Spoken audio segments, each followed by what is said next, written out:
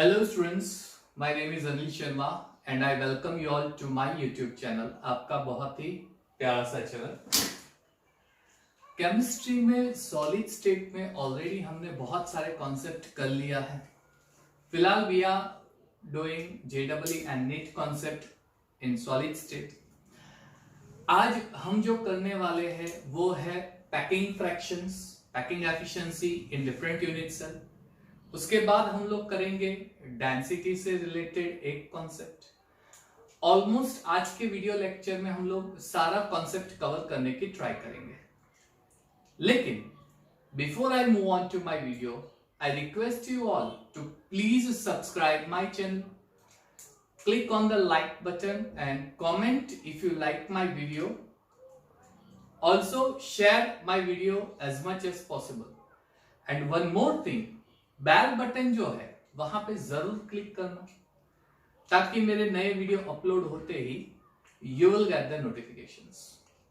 ठीक है, फिलहाल we are moving on to today's topic without wasting time. Packing fraction. What is packing fraction? ये packing fraction होता क्या है? वेल, मैंने यहां पे ऑलरेडी नोट डाउन किया हुआ है। Packing fraction, it is the volume occupied by effective number of atoms. एक यूनिट सेल में टोटल जितने एटम्स होते हैं वो सारे एटम मिला के जितना वॉल्यूम ऑक्यूपाई करेगा, ठीक है, वो volume upon volume of unit cell, एक पूरे यूनिट सेल का वॉल्यूम मल्टीप्लाई बाय 100। यहां पे I had missed that part, I like that over here. Multiply by 100 packing fraction. Clear? It will be in percentage.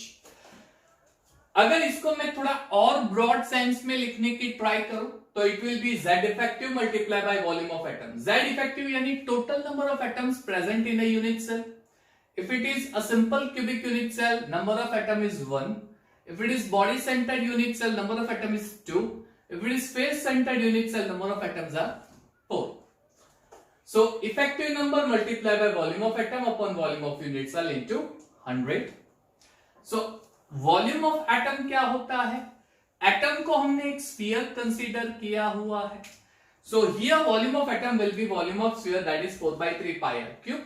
Volume of unit cell मैंने a cube ले लिया है क्योंकि फिलहाल मैं जो फाइंड कर रहा हूं पैकिंग फ्रैक्शन वो क्यूबिक यूनिट सेल का फाइंड कर रहा हूं, और क्यूबिक में सारे साइड सेम होते हैं, लेंथ, ब्रेड्थ एंड हाइट वो सारे सेम होते हैं। LBH यानी हम लोग L क्यूब लिखते हैं। L यानी एज लेंथ, जिसको मैं A से रिप्रेजेंट करूंगा तो हो जाएगा A क्यूब। यानी अगर मेरे पास A की वैल्यू है, अगर मुझे पता चले टोटल नंबर ऑफ एटम्स कितने हैं, I can find out the packing fraction of given unit cell. चलिए, सबसे पहला यूनिट सेल है cubic unit cell. Simple cubic unit cell is a type of unit cell in which atoms are present only at the corner. तो 8 corners है, सारे corners पे atom present होंगे। जब सारे कॉर्नर्स पे atom simple cubic unit cell में present होता है तो सारे एटम्स के कॉर्नर एक दूसरे को टच होते हैं। तो यहाँ पे दो एटम के उसके सरफेस टच, या दो एटम की सरफेस मैंने टच दिखाई है, राइट? ये टू एटम, दो कॉर्नर के एटम्स एक दूसरे पे टच हो रहे हैं। वेल, इतना जो पोर्शन है ये पोर्शन हो जाता है रेडियस। सेम वे इतना जो पोर्शन है ये भी हो जाएगा रेडियस। ये जो ब्लैक पूरी लाइन आपको दिख रही है ये है edge length, that is A। ठीक है, अगर मैं देखने जाऊं तो ये वाला पार्ट है रेडियस, ये वाला पार्ट भी है रेडियस, यानी एज हो जाएगी twice into radius of atom. ठीक है बच्चों? So if I do A cube, it will be twice R का cube, that is 8R cube। यानी पैकिंग फ्रैक्शन की फॉर्मूला में मुझे एक पार्ट मिल गया, A क्यूब, ये मुझे मिल गया। अब सिंपल क्यूबिक यूनिट सेल में 8 कॉर्नर होते हैं, हर एक कॉर्नर पे 1/8 पार्ट होता है। सो अगर कॉर्नर के हिसाब से देखने जाए तो 8 कॉर्नर, हर एक कॉर्नर पे 1/8 पार्ट होता है, यानी टोटल नंबर ऑफ एटम 1 हो जाएगा, यानी इफेक्टिव नंबर ऑफ एटम हो जाएगा 1। यानी मुझे इफेक्टिव नंबर ऑफ एटम भी मिल गया 1। अब अगर मैं पैकिंग फ्रैक्शन की फॉर्मूला यहां पे अप्लाई करता हूं, packing fraction is equal to effective number of atom into 4/3 pi r cube whole upon a cube into 100। Effective number of atom होता है 1। क्लियर? यहां पे टोटल नंबर ऑफ एटम मुझे 1 मिला, इंटू 4/3 पाई आर क्यूब हो जाएगा, whole upon a cube हो जाएगा 8 आर क्यूब, मल्टीप्लाई बाय 100। ठीक है, यहां पे आर क्यूब कैंसिल हो जाएगा, ये हो जाता है 4 2 8, 2 यहां से मल्टीप्लाई होके 6 पाई/6 हो जाएगा इंटू 100। अगर इसको आप कैलकुलेट करोगे तो आपको आंसर मिलेगा 52.36%, विच इज अप्रोक्सीमेटली 52.4%। यानी सिंपल क्यूबिक यूनिट सेल में हर एक कॉर्नर पे जो एटम होगा, यहाँ पे यहाँ पे यहाँ पे यहाँ पे ये सारे कॉर्नर पे जो एटम होते हैं, ये एटम मिला के इतनी स्पेस ऑक्यूपाई करेंगे। Clear? So you can say occupied space by atom in simple cubic unit cell, that is packing fraction, it is 52.4%। यानी जो void fraction होगा, void fraction यानी unoccupied space जो होता है वो हो जाएगा, कितना होगा? तो 100 में से माइनस कर लो, 100 माइनस 52.4% हो जाएगा, that is 47, approximately 47.6%, that will be your void fraction। समझ में आ गया बच्चों? तो सिंपल यूनिट सेल में, सिंपल क्यूबिक यूनिट सेल में जब मैं सारे कॉर्नर पे एटम अरेंज करूंगा, the occupied space will be 52.4% and unoccupied space will be 47.6%। ये हो गया सिंपल क्यूबिक यूनिट सेल। अब बात करते हैं बॉडी सेंटर्ड यूनिट सेल। अच्छा, बॉडी सेंटर्ड यूनिट सेल में एटम कहां पे होते हैं? तो पहले तो एटम कॉर्नर पे होते हैं। मान लीजिए ये आगे का स्क्वायर है, क्लियर, क्यूब के, तो यहां पे सारे एटम अरेंज हो जाएंगे। मान लीजिए ये पीछे का स्क्वायर है, यहां पे अरेंज हो जाएंगे। अब क्या होगा? आगे के स्क्वायर का जो कॉर्नर का एटम होता है, पीछे के स्क्वायर का जो कॉर्नर का एटम होता है, वो दोनों एटम बीच में एक जो एटम होता है उससे कनेक्टेड होता है।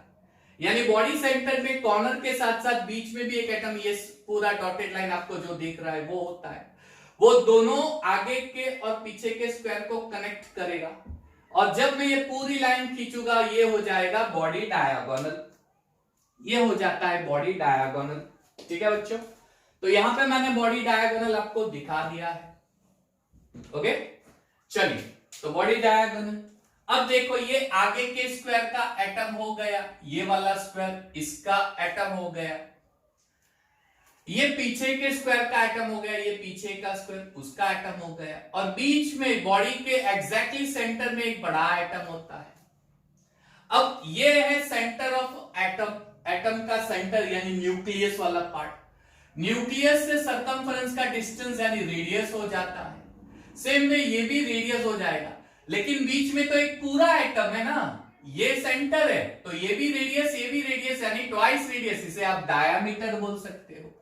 जब मैं ये पूरा बॉडी डायगोनल ड्रॉ करूंगा, तो बॉडी डायगोनल की लेंथ क्या हो जाएगी बॉडी सेंटर में? 4 इंटू रेडियस ऑफ एटम। ठीक है बच्चों, समझ में आ रहा है? अब थोड़ा ध्यान से देखो, यहां पे मैं पहला ट्राइंगल बना रहा हूं, ट्राइंगल ए बी और ये सी वाला ट्राइंगल, यानी ये पूरा triangle A B C triangle. इस ट्राइंगल में ये हो जाएगा आपका right angle 90 degree. According to Pythagoras theorem, opposite square यानी हाइपोटेनियस का स्क्वायर जो होता है AC square is equal to adjacent और ये यानी AB square plus BC square, ये ऐसे हो जाएगा। यानी अगर ये 90 डिग्री हो गया तो ये हो जाएगा आपका हाइपोटेनियस AC स्क्वायर, ये हो जाता है AB स्क्वायर BC स्क्वायर, इसका एडिशन। 10 AC स्क्वायर जो होगा वो कितना हो जाएगा? तो AB स्क्वायर ये होता है आपकी एज, ये है आपकी एज, AC स्क्वायर ये भी है आपकी एज, यानी A square plus A square जो हो जाएगा ट्वाइस A स्क्वायर। ये पहला ट्राइंगल, ट्राइंगल ABC। अब मैं दूसरा ट्राइंगल ले रहा हूं। दूसरा ट्राइंगल ध्यान से देखो, ध्यान से, ए सी और डी, ये दूसरा ट्राइंगल। इस दूसरे ट्राइंगल में एक आ रही है एज, दूसरा आ रहा है बॉडी डायगोनल, ठीक है, दूसरा आ रहा है आपका बॉडी डायगोनल। ओके, अच्छा, इसके अंदर आप जब ड्रॉ करोगे ट्राइंगल ए सी और D, now in this triangle this will be your hypotenuse, ये हाइपोटेनियस यानी ये 90 डिग्री हो जाएगा, ये वाला part. thus it will be AD square is equal to AC square plus CD square। चलिए AC square अभी हमने वैल्यू फाइंड आउट की, it is twice A square, ऊपर की वैल्यू आप देख लो, so it is twice A square plus CD, तो ये है आपका CD which is your edge length यानी A स्क्वायर, हो जाएगा थ्राइस A स्क्वायर, ठीक है, हो जाएगा। अब ये AD क्या है, जैसे मैंने बताया यहां पे जो AD है ये है body diagonal, and what is the length of body diagonal over here, the length of body diagonal over here is 4 radius, ये 4 रेडियस लेंथ, यहां पे सब्स्टिट्यूट कर दो, therefore you will gate 4r का square is equal to 3a का square, square root निकाल 10, अब यहां पे मैं कैलकुलेट दिखा रहा हूं इस साइड, स्क्वायर रूट निकाल यानी 4r is equal to thrice A, ठीक है, चलो सॉरी 3a का स्क्वायर होता है, आई एम एब्सोल्युटली सॉरी, ठीक है, okay, so now root 3a का स्क्वायर हो जाएगा, सॉरी a हो जाएगा, so a edge length will be 4 by root 3 into radius हो जाती है, अगर मैं इसका क्यूब करता हूं तो ये हो जाएगा होल क्यूब, यानी मुझे एक क्यूब अब मिल गया, क्लियर। यहां पे मैंने क्या किया, दो ट्राइंगल का यूज किया, पहला ट्राइंगल था ABC, इस ट्राइंगल में B जो था वो 90 डिग्री था, यानी AC square is equal to AB square plus BC square, तो मुझे AC की लेंथ मिल गई। फिर दूसरा ट्राइंगल यूज किया AC और D, इसमें C 90 डिग्री बन रहा है, so AD square is equal to AC square plus CD square, AC square है ट्वाइस A स्क्वायर और CD तो अपनी एज हो जाती है A यानी thrice A square, AD is your body diagonal, body diagonal कितना होगा, body diagonal will be you can see 4r, अब आप सब्स्टिट्यूट करो आपको पूरी A की वैल्यू मिलेगी, उस पे से A क्यों फाइंड कर दो, समझ में आ रहा है बच्चों, it's very simple. Second thing, body centre unit cell में total number of atom, effective atomic number हो जाते हैं 2, कॉर्नर यानी 8 कॉर्नर ऐसे 1 और बॉडी के सेंटर में 1, ये आपको पता है, मेरा वीडियो लेक्चर नंबर 4, 5, 6 जरूर देखिएगा, उसमें आपको कंप्लीट इंफॉर्मेशन मिल जाएगी। So this is your effective number of atom, find out packing fraction, packing fraction की formula effective number of atom 2 into 4 by 3 pi r cube, ठीक है, होल अपॉन a क्यूब की वैल्यू क्या हो जाएगी, it is 4 by root 3 r का cube multiply by 100, इसका पूरा कैलकुलेशन निकाल दो, आपको आंसर मिलेगा 64%। दैट मींस बॉडी सेंटर में जब सारे एटम अरेंज हो जाएंगे तब टोटल स्पेस जो एटम ऑक्यूपाई करेगा वो 64% जितनी स्पेस ऑक्यूपाई हो जाएगी, तो I will say the occupied space, ठीक है, ऑक्यूपाइड स्पेस ये कितनी है 64%, और अनऑक्यूपाइड स्पेस कितनी हो जाएगी, तो अनऑक्यूपाइड स्पेस 100 में से माइनस कर दो, ठीक है, 100 में से माइनस कर दो, इट इज 36%, है सिंपल, ठीक है। पैकिंग फ्रैक्शन का ये दूसरा पार्ट हो गया। अब चलते हैं फेस सेंटर की ओर। पहली चीज तो आपको बहुत ही क्लियर पता है, फेस सेंटर में इफेक्टिव एटॉमिक नंबर होते हैं 4, कॉर्नर पे एटम यानी कॉर्नर पे 8 into 1/8 that is number of atom 1, और फेस पे 6 into 1/2 नंबर ऑफ एटम 3, इसका समेशन जो होता है वो हो जाएगा 4, क्लियर एकदम। चलो अब मुझे एज लेंथ फाइंड करनी है, यहां पे मैं एक ट्राइंगल वापस लूंगा, लेकिन सबसे पहले ये देखो यहां पे भी कुछ ऐसा होगा कि ये आगे का स्क्वायर, ये आगे का स्क्वायर, ठीक है, यहां का कॉर्नर मैंने ले लिया, अब मैं पीछे का स्क्वायर ले रहा हूं, इस कॉर्नर का एटम, और दोनों स्क्वायर के बीच की जो स्पेस है वो है फेस, यानी ये जैसे ये देख लो ये बॉर्ड है, ठीक है, ये बॉर्ड, ये 4 कॉर्नर, जैसे ये आगे की वॉल है तो इसके बीच की स्पेस जो है वो है आपकी फेस। अब मैं क्या कर रहा हूं, इस कॉर्नर को कनेक्ट कर रहा हूं इस कॉर्नर से, क्लियर एकदम। तो अब जो होगा वो रेडियस आप देख सकते हो, रेडियस आर, ये भी रेडियस आर, और ये पूरी ट्वाइस रेडियस यानी 4 रेडियस। ओके, चल now this is your 4 radius. ये है फेस का डायगोनल, फेस का डायगोनल, ठीक है, फेस डायगोनल। जैसे ये वाला एक पूरा क्यूब है और यहां से एक पूरा यूनिट सेल मैं कंप्लीट कर रहा हूं बोर्ड से। ये बोर्ड का ये वाला पार्ट है, साइड पे एक पार्ट लेता हूं और ऐसे एक पार्ट लेता हूं। तो ये वाले पार्ट का ये कॉर्नर, ये वाले पार्ट का ये कॉर्नर और बीच का फेस, ठीक है, ये कुछ ऐसे कर रहा हूं। चलिए अब यहां पे ट्राइंगल एबीसी ले लेते हैं। ये फेस का डायगोनल हो गई 4R, that is the diagonal of face. Okay, यहां पे एंगल सी 90 डिग्री हो जाएगा, तो ट्राइंगल एबीसी, इसमें सी 90 डिग्री, तो ये हो जाएगा hypotenuse. A B square is equal to A C square plus B C square. A B क्या है, फेस का डायगोनल यानी 4R का स्क्वायर। ये है आपकी एज, ये भी है आपकी एज, तो एज का स्क्वायर ए सी प्लस एज का स्क्वायर ए सी, ए स्क्वायर प्लस ए स्क्वायर, एच का स्क्वायर ए सी स्क्वायर यानी ए, और बी सी स्क्वायर यानी ए स्क्वायर। अब ये हो जाएगा 4R square is equal to twice a square. दोनों साइड स्क्वायर रूट निकाल दो, यहां पे मैं लिख रहा हूं। चलिए 2R is equal to root 2 into a, तो a is equal to 2 by root 2 into R. चलो 2 अपॉन रूट 2 आर, कुछ ऐसा होगा, ठीक है, ये कुछ ऐसा हो जाएगा।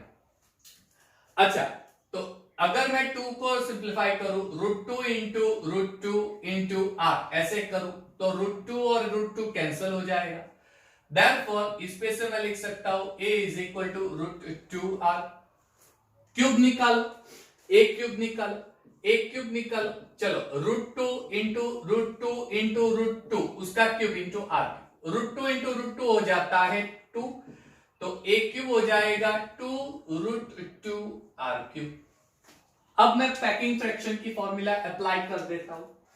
Therefore packing fraction will be is equal to, packing fraction क्या हो जाएगा, packing fraction is equal to, okay, effective number of atom 4, ठीक है, फेस सेंटर में टोटल 4 एटम होते हैं, into 4/3 pi r cube whole upon a cube यानी 2 root 2 r cube multiply by 100, r cube cancel. इसका कैलकुलेशन करो, आपको answer मिलेगा 74%। यानी जब मैं face centred cubic unit cell में कॉर्नर और फेस पे एटम अरेंज करूंगा, there will be 74% of space occupied by an atom. यानी यहां पे अगर मैं लिखूं ऑक्यूपाइड स्पेस, तो वो कितनी हो जाएगी, ऑक्यूपाइड स्पेस हो जाएगी 74%। तो अनऑक्यूपाइड स्पेस कितनी हो जाएगी, अनऑक्यूपाइड यानी void fraction, empty space, void fraction, empty space 100 में से माइनस करो 26%। यहां पे कुछ मैंने मिस्टेक की है, यस ये 68 आएगा, सॉरी ये 68 होगा, आई एम एब्सोल्युटली सॉरी, ठीक है, 32%। समझ में आ गया बच्चों, simple cubic, body centred cubic, face centred cubic, बहुत ही सिंपल सी चीज है। चलिए इतना पॉज करके लिख दो, तब तक मैं थोड़ी इंक में फिलअप कर देता हूं ब्लैक पेन में, ओके। चलिए तो अब बात करते हैं packing fraction in hexagonal close packing. अच्छा, हेक्सागोनल क्लोज पैकिंग में 2 लेयर सेम होते हैं, फर्स्ट और third layer, middle layer different होता है। अगेन आई रिपीट, अगर आपको ये समझना है हेक्सागोनल क्लोज पैकिंग, तो please go to my video lecture number 5, 6 and 7। उसमें सारे स्ट्रक्चर्स मैंने बॉल्स के साथ एक वीडियो बनाया है, वो आप देखोगे तो पूरा क्लियर हो जाएगा हेक्सागोनल क्लोज पैकिंग कैसे होता है। फिर भी मैं आपको बता देता हूं, बेस में ऐसे 6 एटम्स होते हैं, बेस के ऐसे 6 एटम होते हैं, ठीक है। इसके ऊपर 3 कंप्लीट एटम प्लेस करते हैं इस तरह से, और ऐसा का ऐसा बेस का लेयर एक ऊपर अटैच होता है। क्लियर? अब ये जो लेयर है, अगर मैं इसको ए बता दूं तो ये वाला लेयर हो जाता है बी, और उसके ऊपर जो प्लेस करेंगे वो वापस हो जाएगा इसके जैसा ए लेयर। यानी नीचे होते हैं 6 एटम, ऊपर होते हैं 3, और उसके ऊपर वापस 6 एटम। क्लियर एकदम? तो हेक्सागोनल क्लोज पैकिंग में कुछ ऐसा होगा, बेस में 6 एटम, ये 3 एटम और ऊपर 6 एटम। अब टोटल नंबर ऑफ एटम्स कितने होते हैं? तो मान लीजिए कि ये वाला कॉर्नर है, पहले मैं लेयर ए की बात कर लेता हूं, कॉर्नर है, ठीक है? तो I would like to explain over ये कॉर्नर एटम, ये वाला एटम, ठीक है? अब देखो, मैंने ये एटम पूरा बनाया, एक्चुअली कैसा होता है, कुछ इस तरह से, एक पार्ट अपने यूनिट सेल में होगा, ये दूसरे यूनिट सेल में होगा, और ये थर्ड यूनिट सेल में होगा। नीचे के 3 यूनिट सेल, यानी ये 3 यूनिट सेल हो गए, ये पहला यूनिट सेल, ये दूसरा यूनिट सेल, ये तीसरा नीचे का यूनिट सेल, ऐसे के ऐसे 3 यूनिट सेल ऊपर होंगे, ऊपर के लेयर में होंगे, ये नीचे का लेयर, ये ऊपर का layer.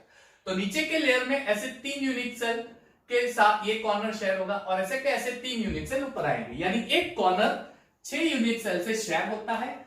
Total number of corner होते हैं 6, 1 2 3 4 5 6। क्लियर? एक कॉर्नर 6 यूनिट सेल से शेयर होता है, यानी अगर मैं आपको ये पूछूं कि इतना पोर्शन कितना होगा, यानी ये यूनिट सेल में ये पार्ट कितना होगा, तो ये पार्ट हो जाएगा 1/6। क्लियर? 6 यूनिट सेल मिला के एक पूरा एटम, यानी पूरा एटम 6 यूनिट सेल को कवर करेगा, एक पूरा एटम 6 यूनिट सेल को, ये यूनिट सेल उसको कवर करेगा। तो अगर मैं बताऊं कि एक यूनिट सेल में उस एटम के रेशियो कितना होगा, तो वो हो जाएगा 1/6, है ना? ये 1/6 हो जाएगा। तो टोटल 6 होते हैं, 1 प्लस ये एक एटम होता है, ये एक जो एटम होता है, ये नीचे के यूनिट सेल में हाफ पार्ट होता है, और हाफ पार्ट ऊपर की यूनिट सेल में होता है। ये वाला पार्ट, ये हाफ पार्ट नीचे की यूनिट सेल में, हाफ ऊपर के यूनिट सेल में, यानी ये वाले यूनिट सेल में हाफ। तो टोटल हो गए इस लेयर में 1/2, ऐसे कैसे यहां पे 1/2, 3। सेंटर में 3 कंप्लीट एटम्स होते हैं, जैसे मैंने बताया ये 3 एटम, ये तो कंप्लीट यूनिट सेल के अंदर ही आएगा, ये एक एटम, ये 2 एटम, ये तो कंप्लीटली यूनिट सेल के अंदर ही आते हैं। तो सेंटर में 3 एटम कंप्लीट होंगे, यहां पे 3 एटम होंगे, और ऊपर 3, यानी टोटल नंबर ऑफ एटम्स हो जाते हैं 6। तो effective atomic number hexagonal close packing में, effective atomic number hexagonal close packing में, Z effective in hexagonal close packing will be 6। चलिए पैकिंग फ्रैक्शन फाइंड करते हैं। पैकिंग फ्रैक्शन की फॉर्मूला क्या है? पैकिंग फ्रैक्शन की फॉर्मूला अगर मैं लिखने जाऊं तो packing fraction is equal to effective atomic number multiply by volume of atom upon volume of unit cell multiply by 100। यानी मुझे कौन कौन सी चीज रिक्वायर्ड? इफेक्टिव एटॉमिक नंबर, ये तो मैंने फाइंड कर लिया, कितने? 6। चलिए ये तो फाइंड हो गया। वॉल्यूम ऑफ एटम वो होता है 4/3 पाई आर क्यूब, ये भी पता है, but the thing is what is volume of unit cell. अगर क्यूब बता तो वो तो डायरेक्टली ये क्यूब करके हम लोग फाइंड कर लेते हैं, लेकिन ये क्यूब नहीं है, हेक्सागन है, हेक्सागोनल क्लोज पैकेट। तो उसमें फाइंड कैसे करते हैं? तो अगर मुझे इस पूरे यूनिट सेल का वॉल्यूम फाइंड करना है, तो ये होता है हाइट, यानी बेस का एरिया मल्टीप्लाई बाय हाइट करूंगा तो मुझे पूरे यूनिट सेल का वॉल्यूम मिल जाएगा। बेस का एरिया, ये एरिया इंटू हाइट, ये एरिया बेस जो होता है ना उसका एरिया इंटू हाइट, यानी पूरा वॉल्यूम हो जाएगा। यानी अगर मुझे बेस का एरिया पता चल जाए, अगर मुझे हाइट के बारे में पता चल जाए, तो मैं फाइंड कर सकता हूं वॉल्यूम ऑफ यूनिट सेल, जो वहां पे सब्स्टिट्यूट करके पैकिंग फ्रैक्शन फाइंड कर सकते हैं। मान लीजिए ये हाइट जो है इस लेयर से लेके इस लेयर की हाइट c है, तो बीडल का लेयर एग्जैक्टली सेंटर में होता है, एग्जैक्टली सेंटर, यानी ये वाला पार्ट हो जाएगा c/2। ठीक है, ये वाला पार्ट हो जाएगा c/2। बहुत ही गर्मी है, राइट? अगर फैन ऑन करूंगा तो फैन का वॉइस आएगा, और आप you won't be able to hear completely, और आप बोलोगे कि सर के वीडियो में मजा नहीं आया, और मुझे ये पसंद नहीं है, राइट? मेरे बच्चों को मजा आना चाहिए। I would love that my student enjoy my video lecture, so no issues, I'll suffer for that। ठीक है, no problem। चलो ये हो जाएगा c/2। यानी मुझे 2 चीजें चाहिए यूनिट सेल में, एक चाहिए बेस का एरिया और एक चाहिए हाइट। नो प्रॉब्लम, चलिए बेस का एरिया यानी ये हेक्सागोन ले लेता हूं। चलो ये हेक्सागोन, अगर आप देख सकते हो तो ये कितने ट्राइंगल बन रहा है? How many triangles? 1 2 3 4 5 6 6 ट्राइंगल बन रहा है 6 और ऑल 6 ट्राइंगल्स आर इक्वल, ये 6 ट्राइंगल इक्वल होते हैं यानी इक्विलेटरल ट्राइंगल बनेंगे। इसका मतलब ये हो गया कि मुझे अगर किसी एक ट्राइंगल का एरिया मिल जाए तो ऑल 6 ट्राइंगल आर इक्वल, तो अगर मुझे एक का एरिया मिल जाता है तो आई मल्टीप्लाई बाय 6 तो मुझे पूरा एरिया मिल जाएगा। ठीक है, that means area of base क्या हो जाएगा 6 multiply area of base 6 multiply by area of equilateral triangle. ठीक है, 6 मल्टीप्लाई, समझ में आ रहा है ना बच्चों, are you getting me right. तो अगर मुझे इसका एरिया मिल जाता है तो ये पूरे बेस का एरिया मल्टीप्लाई 6 करके फाइंड कर सकता हूं। अब area of equilateral triangle mathematics में पढ़ा है √3/4 a square right, length square h square. अब a क्या है, तो अगर मैं ये देखने जाऊं ये होती है h। ठीक है, देखिए यहां पे एक एटम प्रेजेंट है, यहां पे एक एटम प्रेजेंट है, तो ये h क्या होगी, तो इतना पार्ट होता है रेडियस, इतना पार्ट होता है रेडियस, तो ये पूरा हो जाएगा ट्वाइस रेडियस, यानी a is equal to twice radius हो जाता है। a is equal to twice radius, चलिए a is equal to twice radius यहां पे डाल दो, तो मुझे मिल जाएगा 2r square 6 into √3/4 into 2r square, so it will be 6 √3r square, क्योंकि 2 स्क्वायर 4 हो जाएगा, ये कैंसिल हो जाएगा, 2 स्क्वायर 4 तो हो जाएगा 6 √3r स्क्वायर। चलिए यानी अपना एक काम हो गया, कौन सा, एरिया ऑफ बेस। ठीक है, एरिया ऑफ बेस, ये अपना एक काम हो गया है। अब फाइंड करनी है हाइट, तो हाइट के लिए मैं दो चीज करूंगा, एक तो मैं बेस के कोई भी 3 एटम लूंगा, मान लीजिए पहला एटम, ये दूसरा एटम, ये तीसरा, ये ट्राइंगल ले रहा हूं, और उसके साथ साथ मैं बी लेयर भी ले लेता हूं। तो मान लीजिए ये जो 3 ट्राइंगल है 1 2 और 3, ये जो बेस के 3 ट्राइंगल है ये समझ लाइक दिस। देखिए मैं आपको बता रहा हूं, ये बेस है, ठीक है, ये अपना बेस है पूरा 6 एटम का, तो यहां का मैं 3 एटम ले लेता हूं बेस के, ये बेस के ये 2 एटम और उसके पीछे के 3, ये 3 एटम ले लेता हूं। तो इस 3 एटम में बीच में एक गैप दिख रही है मुझे, यहां पे एक गैप दिख रही है ना, चलिए नो इश्यूज, वहां पे कोई लॉजिक होगा, तो ये और दूसरे लेयर में मैं क्या करूंगा, तो ये जो 3 ट्राइंगल मैंने लिए हैं, ये जो 1 2 और 3, इस 3 ट्राइंगल लिए, इस 3 ट्राइंगल में ये एक एटम भी आ रहा है, 4th एटम राइट, 1 2 और 3, इसमें ये वाला 4th एटम भी आ रहा है, देखो ध्यान से आ रहा है ना, यस। तो इसका यूज करके मैं कुछ हाइट की वैल्यू फाइंड करने की ट्राई करता हूं। तो पहले मैं बेस का ट्राइंगल ले लेता हूं, चलिए बेस का ट्राइंगल, ठीक है, तो बेस का ट्राइंगल कुछ ऐसा दिखेगा, देखो समवट लाइक दिस राइट, बीच में गैप है, तो बीच का जो सेंटर है ना, बीच का सेंटर जो गैप है, उस पॉइंट को मैं O बोल देता हूं। ठीक है, अब ये दोनों कनेक्ट हो रहे हैं इस एज पे, यहां पे कनेक्ट हो रहे हैं, और यहां पे, तो ये पॉइंट X हो गया, ये पॉइंट Y, ये Y और ये X, जो दो सरफेस कनेक्ट हो रही है। क्लियर, चलिए ये पूरा रेडियस है, यानी यहां से लेकर सेंटर रेडियस और यहां से लेकर सेंटर रेडियस, ये रेडियस और रेडियस, तो ये रेडियस ये रेडियस, इज दैट क्लियर। अगर आप ध्यान से देखोगे तो सेंटर में जो O पॉइंट है, यानी कुछ एटम ऐसा होगा, और ये एटम और नीचे का जो एटम है वो इससे कनेक्टेड हो रहा है, ये सर, ठीक है, somewhat like this and somewhat like this, कुछ ऐसा है, और ये वाला पॉइंट है, तो ये X है, ये Y है, और ये सेंटर, ये गैप का पॉइंट है, तो ये हो जाता है मीडियन, यहां पे इक्विलेटरल ट्राइंगल का मीडियन वाला पार्ट हो जाएगा।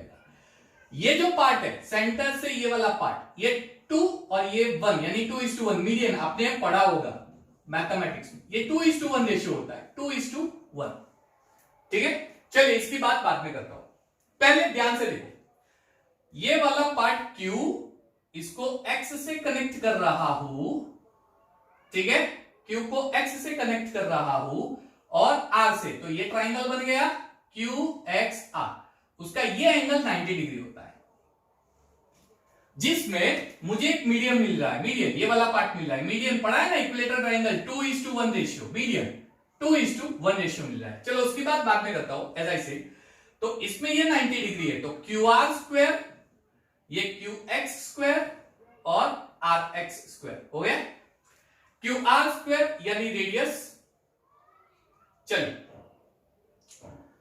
तो सॉरी QR, ये QR कैपिटल R, तो रेडियस और रेडियस ट्वाइस रेडियस का स्क्वायर, QX, तो ये वाला पॉइंट X है, यहां से रेडियस निकाल देता हूं, ये रेडियस ही होगी, ये तो पता ही है, R स्क्वायर, और हमें ये पता नहीं है QX, तो ये फाइंड कर लेते हैं, ये x से लेके r का डिस्टेंस ये फाइंड कर लेते हैं। Clear? So Q R square twice R square, ये रेडियस का स्क्वायर, ये पता नहीं, ये फाइंड कर लेते हैं एक्स आर। चलिए ये मैंने फाइंड कर लिया यहाँ पे √3, you can see that right, calculate करके।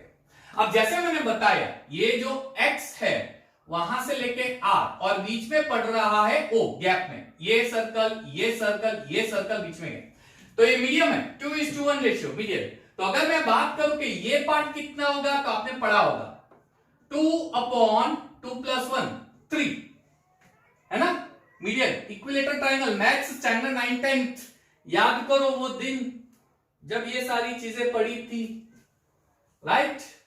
क्या मुझे याद है? हाँ मुझे याद है, यस फाइन वेरी गुड, है ना। चलिए तो मीडियन हो जाता है 2:1 रेशियो के हिसाब से 2/3, यानी x वाला पार्ट बीच में O आ रहा है और ये अपना कैपिटल R, ये 2 पार्ट ये 1 पार्ट, यानी पूरा हो गया 3 part.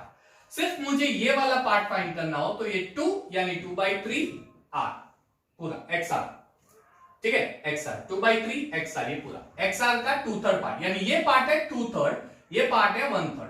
Clear? So 2/3 of XR, XR क्या फाइंड किया √3R हो गया √2/√3R। ये बेस के 3 ट्राइंगल जो मैंने लिए थे, बेस के 3 ट्राइंगल राइट। चलिए अब मैं एक काम करता हूं, बेस के 3 ट्राइंगल के साथ एक ऊपर का एटम ले लेता हूं। तो जैसे मैंने बताया पहला दूसरा तीसरा, इसके ऊपर ये एटम मैंने ले लिया गैप में, टेट्राहेड्रॉन ना, यस गैप में ले लिया।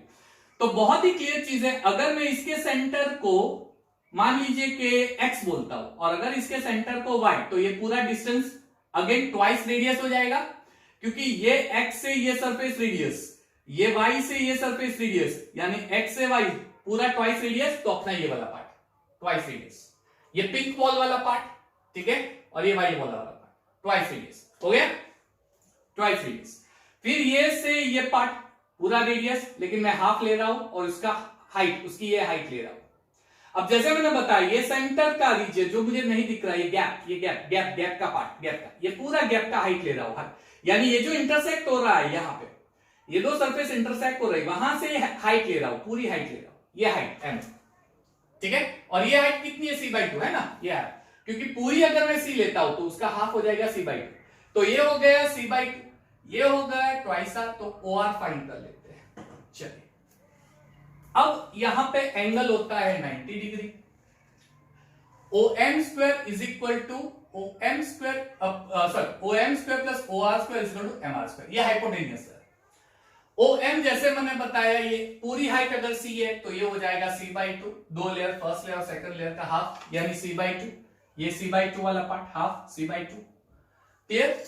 देन OR, तो OR तो मैंने यहां पे फाइंड किया है, OR 2/√3R, ये डाल दो। और MR ये क्या होता है? अरे वाह, ये तो ट्वाइस आर, अभी मैंने बताया। हाँ कितना कैलकुलेशन है ना, यस। तो अब जब मैं कैलकुलेट करूंगा तो मुझे C का कुछ ये फॉर्म मिलेगा, इसको मैं रेडियस के फॉर्म में कन्वर्ट कर देता हूं, आई गेट C क्या है? हाइट है, और मुझे हाइट चाहिए वॉल्यूम फाइंड करने के लिए, मिल गई हाइट, मिल गई है ना, हाइट मिल गई। So now volume of unit cell, area of base into height.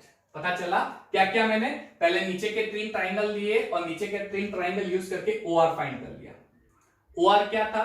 OR वापस समझ लो, नहीं समझ में आया था, ये पहला आइटम, ये दूसरा आइटम और ये तीसरा आइटम, तो इस सेंटर से ये डिस्टेंस R OR, तो ये पार्ट 1/3 और ये पार्ट 2/3, तो 2/3 ऑफ होल पार्ट, पूरी लेंथ की 2/3 राइट, पूरी लेंथ की 2/3 XR, तो वो मैंने फाइंड कर ली XR की वैल्यू, और मुझे यहां से मिल गई। ये पूरा कैलकुलेशन पॉज करके देख लेना, समझ में आ जाएगा। फिर मैंने क्या किया, इस 3 ट्राइंगल के ऊपर एक और बॉल रख दिया, और फिर मैंने ये c/2 लिया, ये ट्वाइस रेडियस लिया, और OR तो आपको पता ही है, इज इट क्लियर? तो OR की वैल्यू आपको मिल गई, तो यहां से पूरा C और रेडियस का कैलकुलेशन आ गया। 10 volume of unit cell, area of base into height. Area of base क्या मिला मुझे? 6/√3R square. हाइट मुझे क्या मिली? 4R into 2/3, √2/3। चलो सब्स्टिट्यूट कर दो यहां पे, क्लियर? आपको मिल जाएगा answer 24√2R3। Is that clear? बहुत ही थोड़ा कॉम्प्लिकेटेड चीज है, लेकिन अगर समझने जाओगे तो आपको इतना डिफिकल्ट नहीं लगेगा। पॉज करके एक बार समझ लेना, that will be easy for you. चलो पैकिंग फ्रैक्शन फाइंड कर लो। 6 × 4/3 पाई r cube upon 24 √2 r cube. चलो r क्यूब कैंसिल कर लो, इसका 74% आता है। 74% यानी ऑक्यूपाइड स्पेस, अनऑक्यूपाइड स्पेस हो जाएगी 26%। Is it clear? समझ में आया आपको? तो ये हो गया पैकिंग फ्रैक्शन का कॉन्सेप्ट। काफी लंबा वीडियो बना है, आई नो दैट। स्टिल एक चीज बाकी है, मैंने बोला था कि इस वीडियो में कवर अप करने की ट्राई कर लेते हैं, लेकिन ये वीडियो काफी लंबा हो जाएगा और मैं मेरे स्टूडेंट को बोर नहीं करना चाहता, इसलिए एक वीडियो लेक्चर और बनाऊंगा। I am sorry for that, एक और वीडियो लेक्चर के लिए वेट करना पड़ेगा।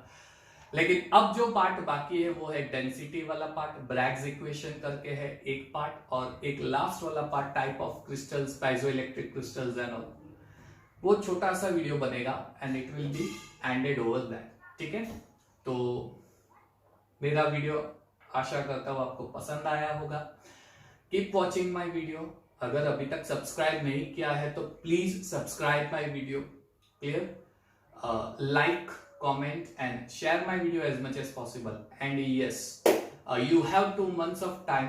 जो 12th स्टैंडर्ड की ऑलरेडी एग्जाम दे दी है, अभी आपके पास 2 महीने जैसे पूरे हैं। उस 2 मंथ में जितना हो सके पूरा प्रिपरेशन कर दो नीट और JEE के लिए। I will be there to help you out as much as possible. और जो नया बैच है उनके लिए तो पूरा बेसिक फंडा है, समझ लेना। ठीक है, चलिए कोई इश्यू नहीं। Stay home, stay healthy, stay safe. Lockdown है, support our government and yes, keep watching my video. Online videos आते रहेंगे। Thank you and have a nice time.